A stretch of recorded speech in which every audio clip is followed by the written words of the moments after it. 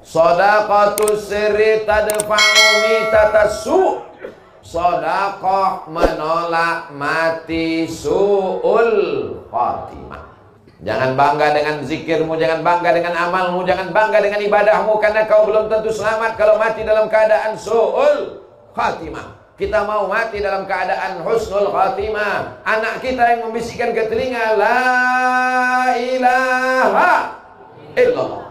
Iya kalau matinya di rumah, kalau matinya di pesawat, kalau matinya di rumah sakit, ruang ICU, security pun tak boleh masuk, yang bebas masuk cuma malaikat maut. Kalau matinya dalam kecelakaan lalu lintas, nauzubillah, siapa yang membisikkan ke telinga kita la ilaha illallah? Tapi ada orang yang dijamin matinya husnul khatimah. Siapa dia? Orang yang bersedekah.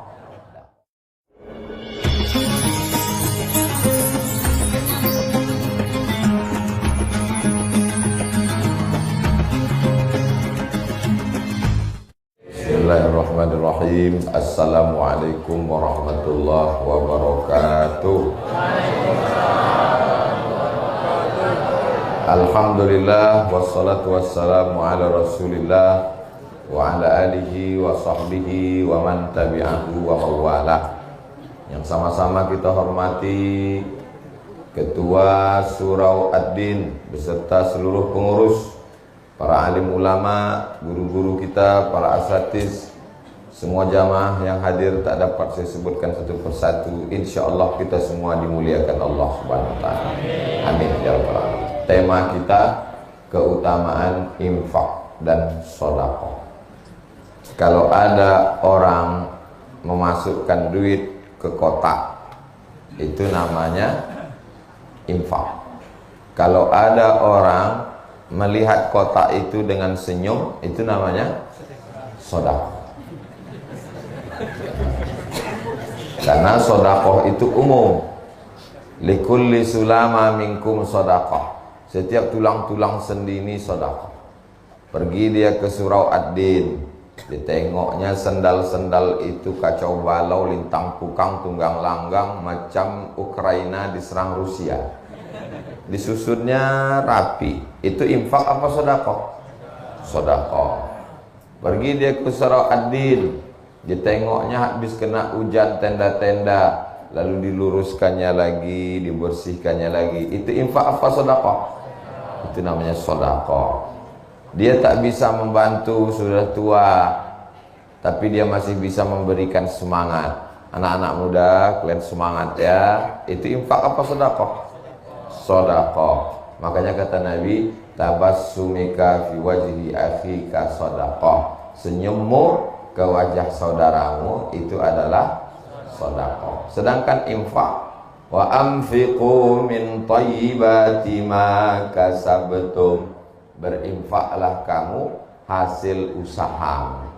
Ngasih duit itu infak, ngasih air putih itu namanya infak, mengasih kue itu infak. Bentar lagi kue datang. Kalau benda dia dalam bentuk materi itu infak. Kalau bendanya tidak hilang-hilang sampai hari kiamat, itu namanya wakaf. Misalnya ngasih tanah, apakah hilang tanah Surau Ad-Din ini? Tak hilang. Ada yang makan tanah sini? Tak ada. Tanah Surau Ad-Din tak hilang sampai hari kiamat. Itu namanya wakaf. Wakaf tidak boleh hilang. Makanya tidak bisa wakaf lilin. Saya wakafkan lilin ini, tak bisa, karena lilin setelah dibakar hilang. Tiang ini infak atau wakaf? Wakaf. Tiang ini tak boleh hilang.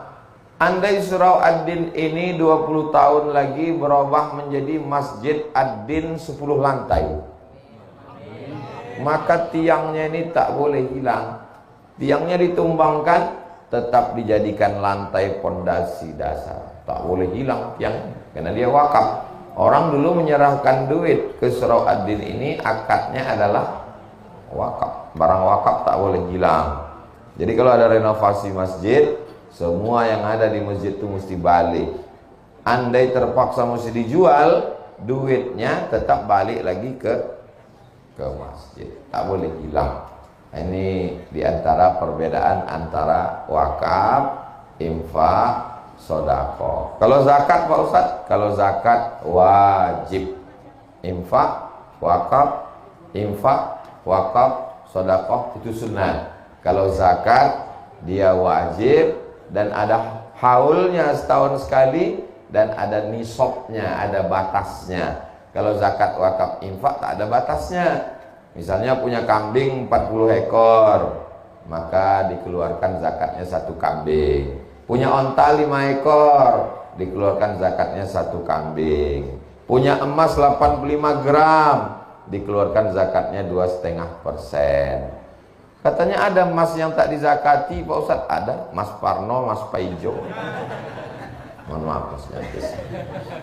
Nah, inilah dia 4 yang mesti dibedakan: zakat, wakaf, infak, sedekah. Jadi nanti kalau anak ibu, anak bapak bertanya, mak ya, apa beda zakat, wakaf, infak, sedekah? Udah dijelaskan Ustaz Somad itu tadi, cuman aku tak bisa ngulangnya lagi, tak apa-apa kata dia. Aku tadi tak dapat tempat duduk, jadi itu aku pikirkan semuanya. Mudah-mudahan semua kita ini selalu dalam rahmat Allah SWT. Keutamaan infak dan sedekah. 1. As-sadaqatu tadfa'ul bala. Sedekah menolak bala. Andai kita ditakdirkan hari ini menabrak seekor ayam, tertulis di Lauhil Mahfuz, hari ini, hari apa ini? Hari Sabtu, bahwa kamu dalam perjalanan ke Concong menabrak seekor ayam, lalu kemudian bersedekah, maka dihapus, tak jadi menabrak ayam. Janji Allah SWT disampaikan Nabi Muhammad SAW. As-sadaqatu tadfa'ul bala. Makanya orang tua-tua kita dulu selalu mengatakan sedekah tolak bala. Makanya kalau udah sedekah tolak bala, makan aja. Ada daging kambing, makan, karena itu tolak bala. Dan kabarnya kambing di tembilahan ini tidak mengandung kolesterol, karena kambing di sini mengandung anak kambing.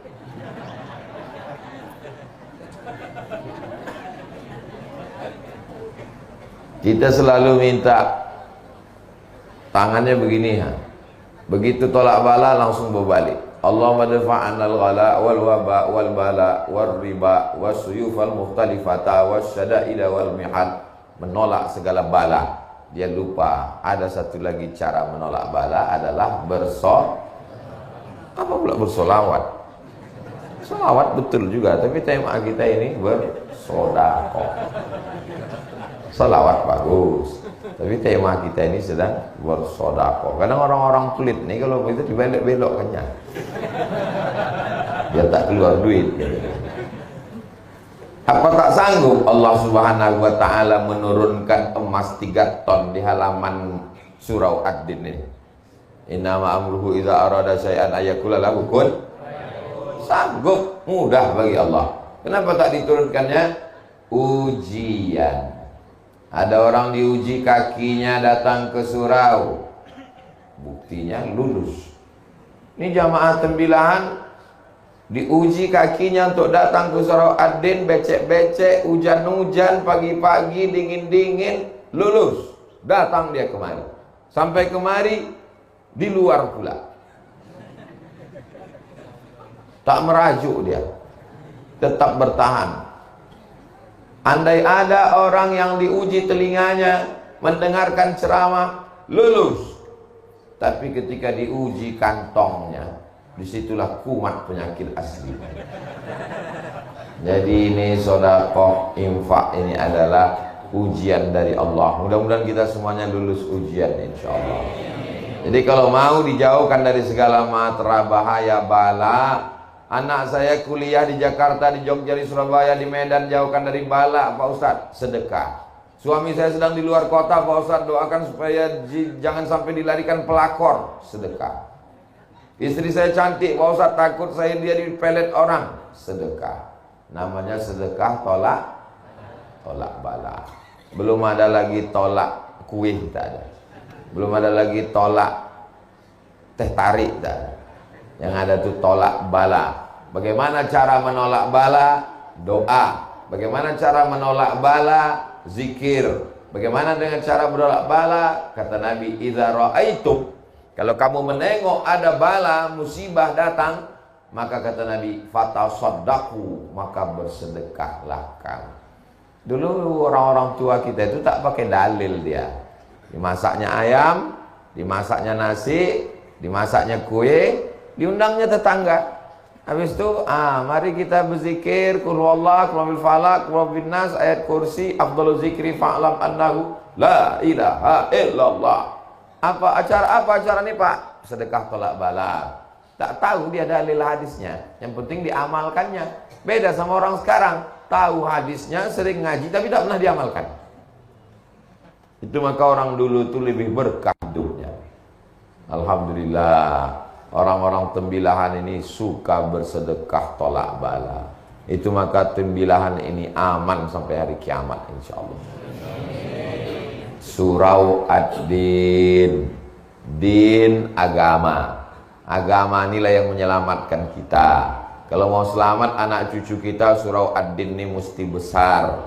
Ad-din, agamanya mesti selamat.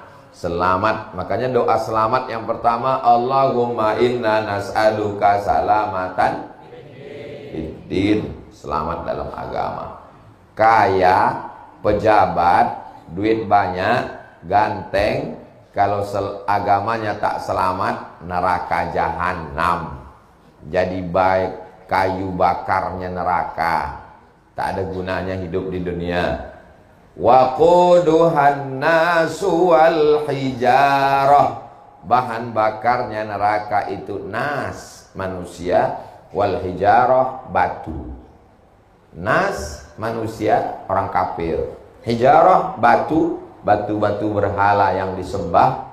Makin besar batu-batu patung itu dibuat, semakin membuat kobaran api neraka. Alhamdulillah, di Tembilahan tak ada patung di Tembilahan, tak ada. Manusia mematung banyak di luar di sana. Bapak Ibu yang ada di dalam surau ad-din, jangan menyepelekan saudara kita yang ada di luar. Boleh jadi mereka lebih dulu masuk surga daripada kita. Jamin kan orang itu. Awas Bapak Ibu. Subhanallah.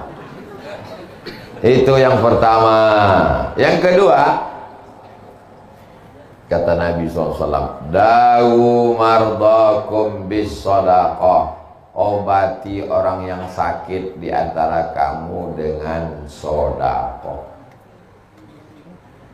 Dawu, obati, mardakum, orang yang sakit di antara kamu bis sadaqah, dengan sedekah.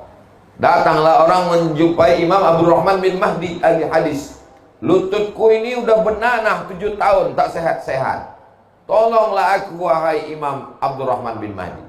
Imam Abdurrahman bin Mahdi ingat hadis Nabi. Kata dia, kau sedekah. Sedekahnya gali sumur. Cari kampung yang tak ada sumurnya, gali sumur. Setelah digali sumur, kering nanah di lututnya itu sehat. Apa hubungan sumur dengan lutut bernanah? Ternyata orang kampung habis minum berdoa, ya Allah, balaslah kebaikan orang yang bersedekah sumur ini. Tak ada yang sulit bagi Allah Subhanahu wa ta'ala. Ada orang Saudi Arabia sakit, pergi ke Amerika, medical check up dari ujung rambut sampai ujung kaki. Kata dokternya, pulang ke rumah, makan enak, tidur enak. Nanti mana tahu Bapak Ibu di Tembilahan periksa di rumah sakit, kata dokter, pulang ke rumah, makan enak, tidur enak. Itu artinya malaikat maut sudah dari Rengat menuju Tembilahan. Sudah tak ada obatnya. Malaikat maut sudah di jalan. Kata dia, tak ada obatnya lagi nih Bu, pulanglah. Ingat dia hadis Nabi, dawu mardakum bis sadaqah. Pulang dia ke Saudi Arabia, sedekah, sedekah, sedekah, sedekah, sedekah. Habis itu dia berangkat lagi cek terakhir. Heran dokter itu, kau makan apa? Biasa. Pakai herbal apa? Biasa, tak ada apa-apa. Tapi pesan Nabi kami, da'u mardakum bis sadaqah, berobatlah kamu dengan sedekah. Cerita ini disebutkan dalam kitab judulnya Gharaib wa Taraib Sa'ah wa Sa'ah. Diterjemahkan ke dalam bahasa Indonesia, semua ada saatnya. Penerjemahnya Abdul Somad. Cari bukunya di internet. Semua ada saatnya. Abdul Somad. Buku itu bestseller, tebal. Bapak Ibu yang dimuliakan Allah SWT. Waktu saya sampaikan hadis ini di salah satu masjid, da'u mardakum bis sadaqah, obati orang yang sakit di antara kamu dengan sedekah. Datanglah bapak-bapak ke tempat parkir. Ustaz Somad, hadis yang Ustaz sampaikan tadi betul. Memang betul lah. Mana pula hadis palsu ku sampaikan? Saya mengalami sendiri Pak Ustaz. Gimana? Istri saya diponis dokter kena kista di dalam rahimnya sebesar duit logam. Kalau sudah kena kista, kista ini mesti dioperasi, dibuang sama-sama rahimnya. Kata dokter, ibu dalam rahimnya ada kista, mesti dibuang. Rahimnya hilang. Menangislah si ibu karena rahimnya hilang, tak bisa hamil lagi. Suaminya senyum. Ibu tuh ingat, yang lajang pula senyum, macam paham aja kalian. Ibu tuh ingat hadis Nabi, da'u mardakum bis sadaqah, obati yang sakit dengan sedekah. Dia pun bersedekah, diundangnya anak yatim, fakir miskin. Lalu kemudian dia cek lagi, rupanya kista itu mengerut, hilang. Kata dokter, ibu nggak perlu operasi, rahimnya sehat dan bisa hamil lagi. Ibu itu tersenyum, bapak tuh pula menangis. Gagal. Ini hadis ini membahagiakan untuk ibu-ibu, tapi mengecewakan tuh bapak-bapak. Da'u mardakum bis sadaqah, obati orang yang sakit dengan sedekah. Ini tema subuh ini luar biasa ini. Kenapa saya heran? Kenapa lah surau Ad-Din ini judulnya keutamaan infak dan sedekah? Lama saya berpikir, rupanya surau ini punya utang 130 juta. Jadi nanti saya tidak mau dapat kabar, hebat pengajian di surau Ad-Din kemarin. Gimana? Sampai jamaahnya melimpah, tak dapat tempat duduk. Itu apa beritanya, layar di luar tuh biru aja?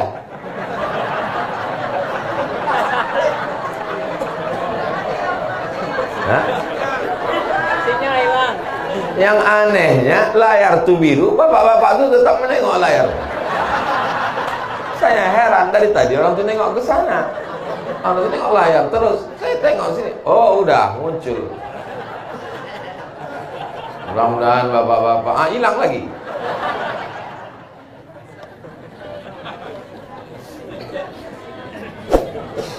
Bapak Ibu yang dimuliakan Allah Subhanahu wa taala. Kadang kita ceramah di masjid yang besar, megah, mewah, tapi jamaahnya tak ramah, tak ada senyum, mukanya ketat, orang-orang stres semua. Di surau Ad-Din ini kecil, tapi hati kita bahagia. Ternyata kebahagiaan itu tidak bisa diukur dari masjid yang besar atau di surau yang kecil. Kebahagiaan itu ada di dalam hati orang yang beriman. Saya yakin ini adalah orang-orang yang bahagia semua. Apa bukti bahagia? Lunaslah hutang surau Ad-Din. Bapak Ibu yang dimuliakan Allah, kita lanjutkan yang ketiga. Adik-adik tolong diingat, ini nanti akan keluar dalam UAS, ujian akhir semester. Ketiga, waktu orang sudah mati, masuk ke liang lahat, ditutup pakai papan, ditimbun dari atas. Setelah itu mobilnya pulang. Dan tak lama sesudah itu namanya di STNK BPKB berganti dengan nama orang lain. Diganti di kantor Samsat. Kenapa berganti? Karena Pak Polisi tak mau menangkap almarhum. Lo tak percaya tanya sama Pak Polisi. Lalu kemudian rumahnya dijual, dibagi ke ahli waris. Istri dan anaknya di tepi kubur menangis, menetes air mata, berdoa Allahumma filahu. Habis itu pun pulang semua ke rumah. Wa yabqa wahidun, yang tinggal di kubur itu cuma satu. Yang satu yang mengalir itu yang disebut Nabi shadaqatun jariyah. Jariyah artinya mengalir sampai hari kiamat. Kalau membacakan Al-Fatihah mesti disebutkan ila ruhi fulan bin fulan Al-Fatihah, baru sampai. Tapi kalau untuk sedekah jariyah, siapa yang berwakaf tanah Surau Ad-Din ini saya tak tahu namanya. Tapi dari mulai ayat yang saya baca jadi imam tadi, tausiah, zikir dan doa, mengalir pahalanya ke orang yang berwakaf Surau Ad-Din sampai hari kiamat. Zuhur, asar, maghrib, isya, i'tikaf, salat Ramadan, tarawih, mengalir. Itulah yang diingin-inginkan orang mati, mendapatkan pahala yang tak putus. Ibu-ibu masih ada wirid Yasin? Ada. Begitu pas, jangankan mati, maaf cakap, sedang halangan aja udah tak datang. Ibu anu kok nggak datang? Ya dia belum bisa datang. Kenapa? Anaknya masih kecil. Oh, ibu yang satu lagi anaknya kan udah besar. Anak yang besar tuh pula menitipkan anak kecil. Dulu tak datang wirid Yasin menjaga anak, sekarang tak datang wirid Yasin menjaga cucu. Belum lagi mati udah berhenti wirid Yasin. Tapi ada yang mengalir sampai hari kiamat. Itulah dia shadaqatun jariyah. Bapak ibu mau dapat amal mengalir sampai hari kiamat tak putus? Lunaskan hutang Surau Ad-Din. Ini memang iklan ini setiap 5 menit kali mesti diulang terus. Jadi ingat ya. Yang keempat, orang-orang mati itu ditanya sama Allah. Orang mati itu bisa tak ngomong? Tak bisa. Oh, jadi pas malaikat menanya, "Marabbuka?" Tak bisa. "Man nabiyuka?" Tak bisa. "Ma qiblatuka?" Tak bisa. Orang mati itu bisa tak bicara? Bisa. Kenapa kita tak mendengar? Kalau sampai kita dengar, mati kita. Allah sayang sama kita. Mau kesini pula duluan infaknya. Saya sangka dari sana tadi, rupanya dari sini duluan.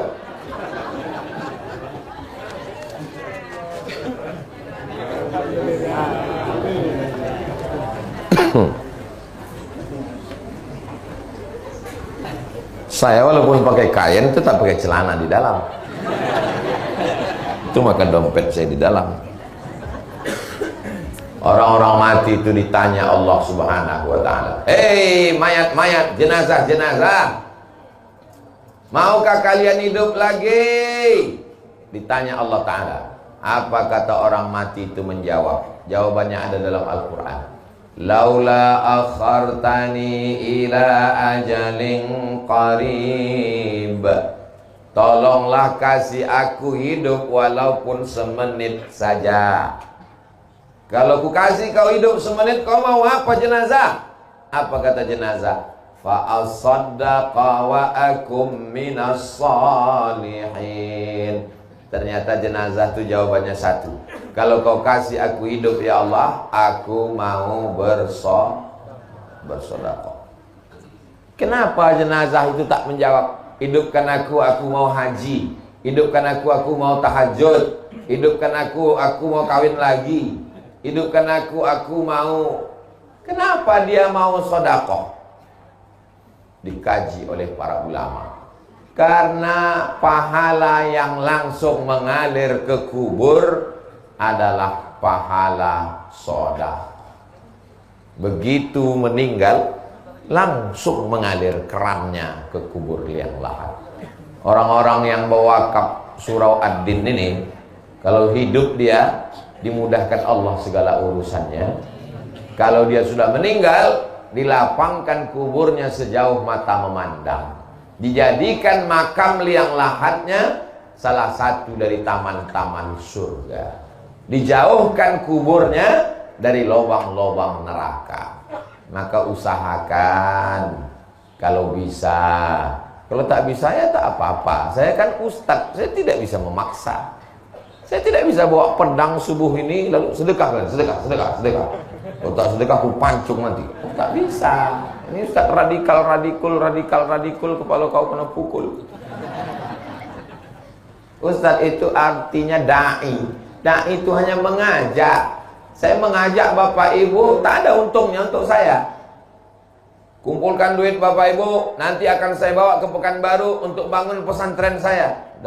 Abdul Somad tak begitu.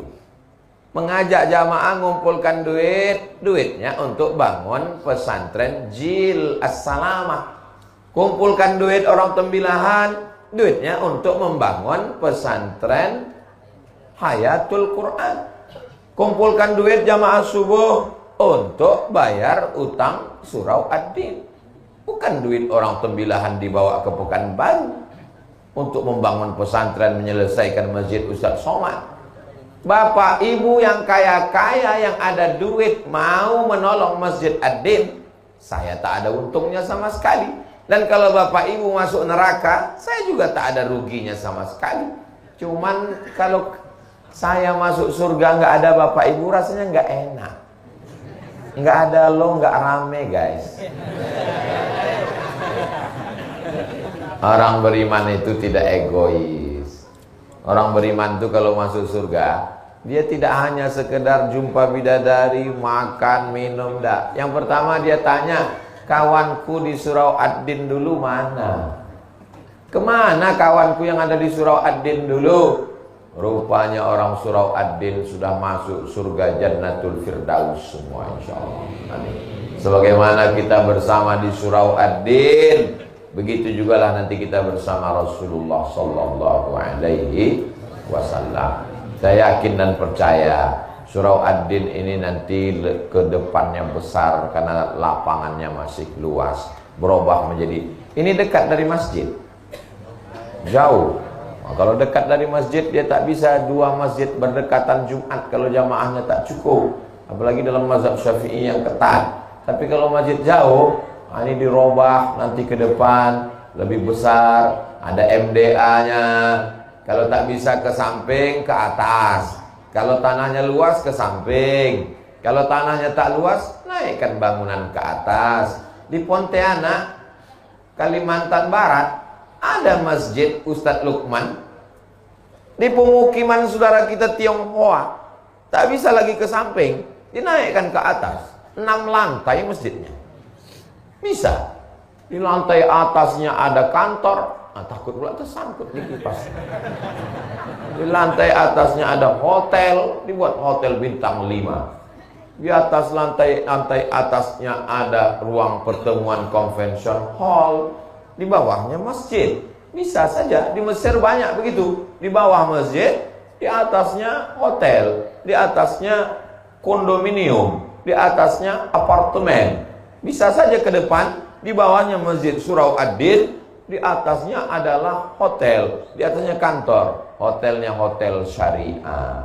Sehingga Ustaz Somad nanti kalau ceramah ke tembilahan, ustaz-ustaz yang datang dari Pekanbaru, dari Banjarmasin, dari Banjarbaru, yang datang ke tembilahan, dia tidak lagi tinggal di hotel, tapi tinggalnya di hotel syariah di atas surau ad-din insyaallah. Amin. Kira-kira Ustaz Somad dapat tak amal jariahnya? Dari bunyinya macam-macam tak setuju. Bapak Ibu yang dimuliakan Allah, saya datang ke surau ad-din ini menumpang tuah. Kalau kata orang Melayu, menumpang tuah. Yang bertuah itu orang surau Ad-Din. Datang saya menumpang tuah, sehingga kalau mengamal amal jariah dapat setetes dari Jilus Salama, dapat setetes dari surau Ad-Din, dapat setetes. Tah dari mana amal jariah mengalir itu? Mana kita tahu?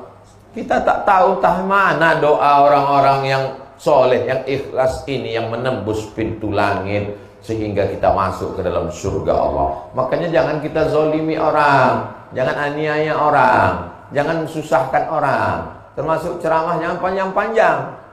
Udah tahu orang tegak berdiri, panjang-panjang ceramah. Tak didoakan orang nanti. Iya kan, Bo? Iya kata Ibu tuh. Makanya Ustaz Junaidi tadi udah dibatasinya 6.15 selesai. Supaya apa? Supaya bapak ibu yang di luar, yang basah kena hujan, dia tahu, ditengoknya handphone. Oh, jangan kita bubar, 5 menit lagi, sabar-sabar. Kalau banyak orang ceramah sekarang tak tahu selesainya entah jam berapa. Akhirnya langsung dia update status, kapan berakhir penderitaan ini. Berikutnya yang ke memang kalau belum sarapan nih susah ngingat memang. Berikutnya yang kelima. Yang kelima, Bu. Nah, setelah kita masuk ke liang lahat, mengalir dapat amal jariah, akhirnya ditiupkan sangkakala. Waktu ditiupkan sangkakala, bangkit kita dari kubur. Idza samaa'un fatarat, langit terbelah. Wa idzal kawakibun tasarat, planet bertabrakan. Wa idzal bi'aru fujjirat, air laut naik ke darat. Wa idzal quburu bu'athirat, semua yang dikubur dibangkitkan. Bangkitlah kita semua dari kubur. Tidak ada atap, tidak ada tenda.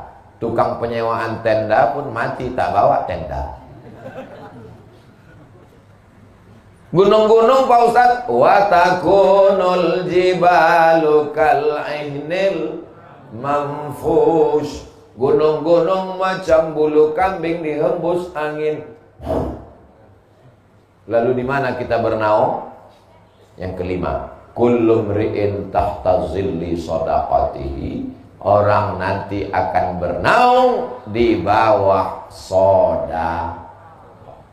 Jadi kalau ada di antara bapak ibu yang bersedekah 50 juta, utang 130, dikasihnya 50, itu nanti di padang mahsyar atapnya itu terbuat dari beton. 30 juta itu betonnya setebal inilah. Dia santai. Pas santai, itu yang santai itu siapa? Itulah orang tembilahan itu. Yang kaya itu. Kalau yang bersedekah 10.000 Pak Ustadz, payung lah. Datang angin kencang naik dia ke atas. Kalau yang 5.000 Pak Ustadz, kardus. Kalau yang 2.000 Pak Ustadz, koran. Kalau ada yang mau masukkan tadi ke kresek tadi 2.000, nah nanti nampak tuh di akhirat. Nah itu dari itu. Kullu mri'in tahta zilli shadaqatihi, semua orang akan bernaung, berlindung, beratap di bawah ada yang tenggelam dengan keringatnya sampai ke lutut, ada yang tenggelam karena keringatnya sampai ke pinggang, ada yang tenggelam karena keringatnya sampai ke leher. Kepanasan di padang mahsyar. Datang mereka menghadap ke Nabi Adam. Adam, tolong menghadap Allah, kami tak tahan lama-lama menunggu. Kata Adam, aku tak sanggup menghadap Allah, aku malu. Dulu kata Allah, jangan makan buah kuldi, ku makan juga. Datang mereka menghadap ke Nabi Nuh. Kata Nabi Nuh, aku malu menghadap Allah, karena anakku Kan'an mati tenggelam kafir. Mereka datang menghadap ke Nabi Isa. Kata Nabi Isa, aku malu. Mereka membuat patung menyembah aku. Akhirnya mereka datang kepada Sayyidina wa Maulana wa Syafi'ina wa Zuhrina wa Qurrati a'yunina Muhammad sallallahu alaihi wasallam. Itulah mengapa kita generasi yang terakhir, kalau bahasa tembilahannya, last edition. Kita memang umat yang terakhir, umat yang paling kecil, umat yang paling pendek, umurnya paling singkat, tapi kita lebih dulu masuk surga. Kenapa? Karena Nabi kita lah yang berani menghadap Allah Subhanahu wa ta'ala. Jadi selama beribu tahun di padang mahsyar itu, siapa yang menyelamatkan kita? Di mana kita bernaung? Kata Nabi, kullu mri'in tahta zilli shadaqatihi. Setiap orang bernaung di bawah sedekahnya. Beruntungnya orang yang membangun surau Ad-Din ini. Maka nanti ketika kita menghadap Allah di padang mahsyar, dia di bawah naungan sedekahnya. Bertuahnya orang yang bersedekah subuh ini, maka ketika nanti di padang mahsyar, dia bernaung di bawah sedekahnya. Insya Allah. Berikutnya yang yang keenam. Yang keenam itu adalah kata Nabi sallallahu alaihi wasallam, "Ma min muslimin yusbihu." Kalau ada orang Islam yang nyawanya sampai subuh. Nyawa kita sampai tak subuh nih? Karena sampai inilah kita hidup. Kalau tak sampai udah mati kita tadi malam. Datang saya melayat jenazah. Gimana suami ibu malam tadi? Malam tadi dia tidur Pak Ustadz, nonton TV, megang handphone. Sebelum itu cerita-cerita kami sempat ketawa-ketawa. Terus pas jam 3 tuh kami biasa tahajud. Saya bangunin dia, bang tahajud. Saya pegang pipinya dingin. Rupanya udah meninggal jam 1 tuh Pak Ustadz. Biasanya yang mati mendadak itu kena serangan jantung. Jantung ini kan asal berhenti jantung tuh berdegup, mati. Mana pernah kita dengar si anu meninggal kenapa? Kena kurap. Mana ada? Saya serius ini.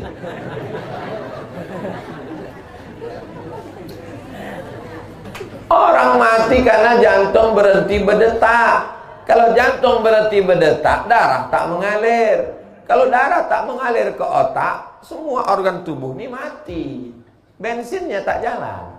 Habis, mati, selesai. Kenapa kita hidup? Karena darah mengalir. Coba ikat kaki itu sebelah paha tuh, ikat pakai tali agak 1 jam. Habis itu coba rasakan ujung kaki. Ada rasanya? Tak ada. Mati rasa. Kenapa mati rasa? Karena darah tak mengalir. Kenapa darah tak mengalir? Karena diikat pakai tali. Begitulah kalau seluruh badan kita ini darah tak mengalir, mati. Kenapa darah mengalir? Karena jantung menyemburkan darah. Dokter hanya bisa menjawab sampai di situ. Kenapa orang hidup? Karena jantung menyemburkan darah. Kenapa jantung bergerak? Tak bisa menjawab. Kenapa jantung bergerak? Yang bisa menjawab itu hanya orang yang berakidah, bertauhid. Karena Allah meniupkan ruh. Ketika ruh itu dicabut, maka jantung pun berhenti berdetak. Dan berubahlah darah menjadi nanah. Darah itu berubah menjadi nanah, daging membusuk, biji mata keluar mengelupas, rambut yang selama ini habis 30% anggaran belanja untuk beli sampo. Habis, rambut mengelupas dari kepala, usus membusuk, pecah. Dan cacing datang menyerang. Apa kata cacing? Brownies sudah siap. Akhirnya kita hanya setumpuk daging busuk yang akan menjadi santapan cacing tanah. Alhamdulillah subuh ini kita hidup. Dan tadi kita katakan alhamdulillahilladzi ahyana ba'dama amatana wa ilaihi nusyur. Siapa yang hidup subuh dikirim Allah 2 malaikat. Yang satu malaikat berdoa. Apa kata malaikat? Allahumma ati munfiqan khalafa. Orang yang bersedekah kasihlah dia ganti. Jadi yang bersedekah tadi yang bersedekah masukkan duit, itu semuanya sudah dapat doa malaikat subuh. Maka nanti digalakkan, digiatkan sedekah subuh Masjid Surau Ad-Din. Bapak Ibu setuju? Gimana kabar Surau Ad-Din? Ustadz Junaidi, alhamdulillah Ustadz Somad, sejak Ustadz galakkan sedekah subuh, makin berkurang jamaah subuh. Janganlah gara-gara itu tak ke surau. Karena kita mau mendapatkan doa malaikat ini. Lalu Pak Ustadz, kalau yang nggak bersedekah gimana Pak Ustadz? Allah itu adil. Yang nggak bersedekah dikirim Allah malaikat satu lagi. Berdoa juga, didoakan juga. Bunyi doanya, Allahumma ati mumsikan talafa. Yang tak bersedekah binasakanlah dia. Jadi yang tak bersedekah tadi, yang waktu kok kresek lewat dia pura-pura khusyuk mendengar pengajian. Saya terus terang tak bisa membela, kalian tengok aja lah nanti sampai sore. Biasanya binasanya itu berawal dari pertama sendal hilang, habis itu helm hilang, terus lama-lama laki hilang. Doa malaikat itu pasti kabul. Ini hadisnya sahih nggak Pak Ustaz? Hadisnya ada dalam Sahih Al-Bukhari, ada dalam Sahih Muslim. Hadis tersahih dalam Ahlus Sunnah wal Jamaah. Allahumma a'ti munfiqan khalafa. Setiap subuh. Tapi subuh ini saya nggak bawa uang Pak Ustaz. Cincin kami terima. Mana kresek kita? Bawakan sekali lagi. Banyak ibu-ibu ini yang mau ngasih cincin, jam. Besok jalan sekali lagi Pak. Ada kunci motor, masukkan.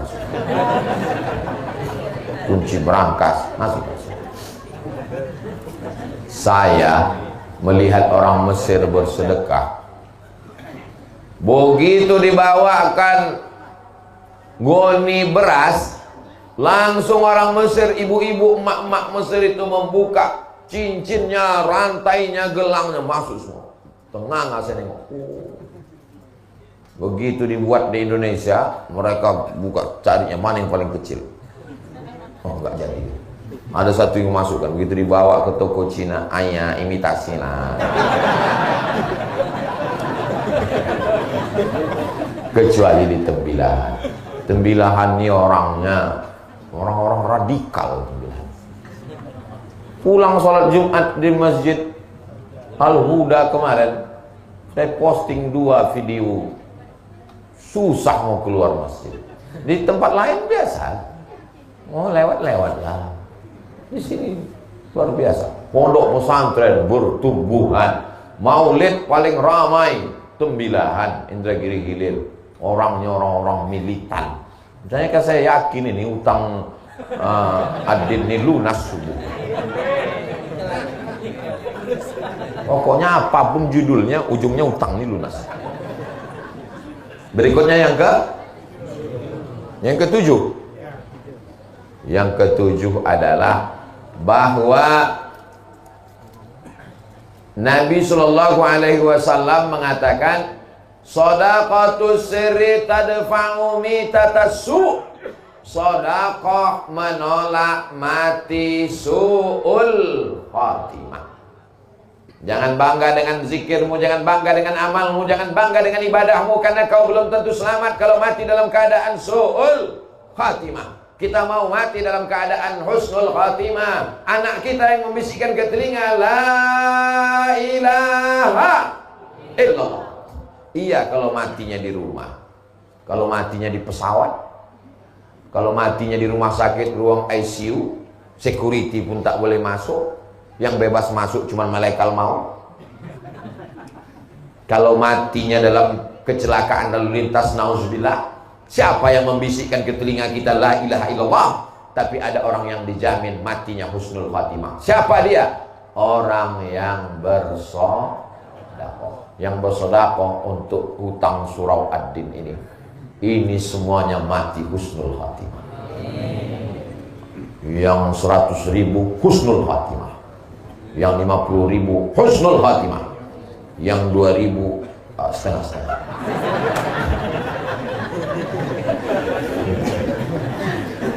Husnul Khotimah insyaallah.